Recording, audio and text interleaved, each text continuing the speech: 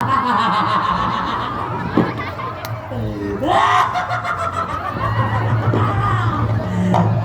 तो बहुत सुंदर सुंदर बालक आए हैं। परंतु परंतु मेरा ये सुंदर रूप देखकर तो मुझे नहीं लगता कि मेरी कोई बात बन सकती है। क्यों ना मुझे इस स्त्री से भी खूबसूरत रूप लेना चाहिए।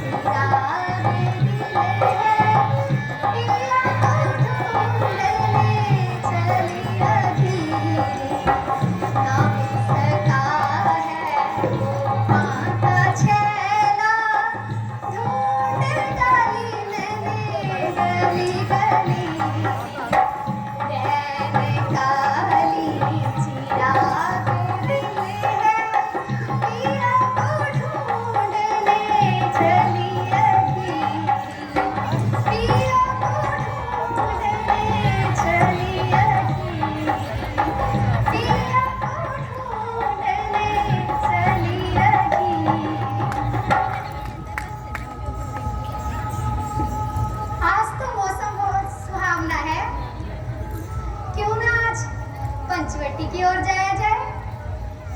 मुझसे मोहब्बत का इजहार करता, मुझसे मोहब्बत का इकरार करता, काश कोई लड़का मुझे प्यार करता, काश कोई लड़का मुझे प्यार करता।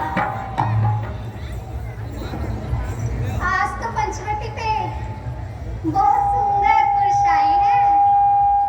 क्यों ना मैं इनका जाके परिचय लूं, और क्या पता मुझे मेरी शादी के लिए वर ही मिल जाए।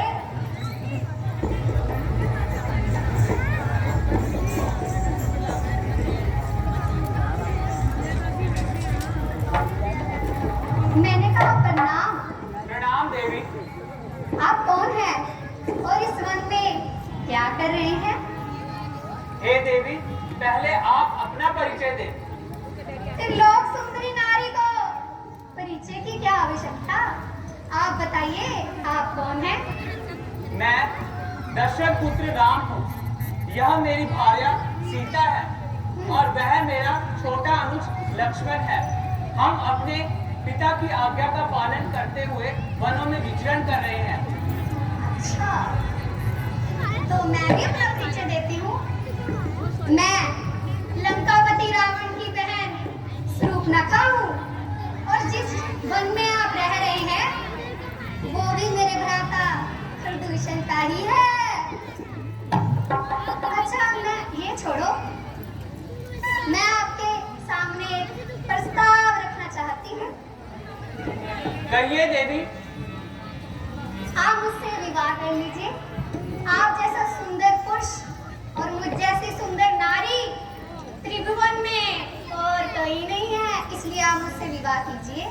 नहीं देवी, मैं आपसे विवाह नहीं कर सकता। मैं शादीशुदा हूँ। यह मेरी भार्या है। हाँ, भार्य कमल ककड़ी जैसी है, भार्य है। आप इसे छोड़ो, मुझसे विवाह करो। मुझ जैसी सुंदर नारी और आप जैसे सुंदर पुरुष विश्व में और कहीं नहीं है। और अगर हम दोनों का विवाह हो जाएगा तो हमारी जोड़ी भी तो सबसे सुंदर लगेगी। नहीं देवी, मैं इस जन्म में एक पत्नी व्रत ले चुका हूँ, इसलिए मैं आपसे विवाह नहीं कर सकता। किंतु क्यों? आखिर मुझ में कमी क्या है? जरा मेरी चाल देखो, जरा मेरी ढाल देखो। आप मुझसे विवाह क्यों नहीं कर सकते? नहीं देवी, मैं आपको पहले ही समझा चुका हूँ। मैं आपसे विवाह नहीं कर सकता। मैं तो है बार बार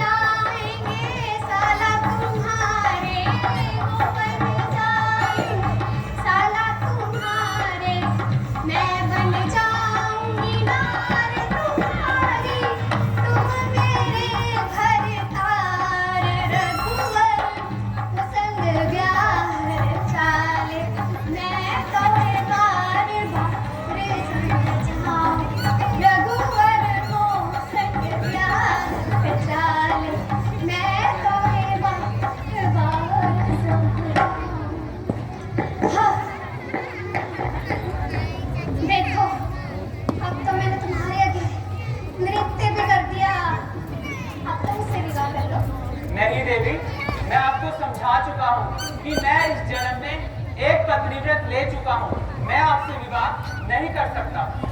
आखिर मुझ में कमी क्या है ये तो बता दो। नहीं देवी, मैं आपसे विवाह नहीं कर सकता। अगर आपकी इतनी इच्छा है तो आप जाइए और मेरे छोटे अनुज से पूछ लीजिए। आप मुझे इतनी दूर कहीं भेज रहे हो? आप ही मुझसे विवाह कर लो और हमारी जोड़ी भी तो सबसे सुंदर होगी। नहीं देवी, मेरी भार्या है, मैं किसी और से विवाह नहीं कर सकता। अच्छा ठीक है,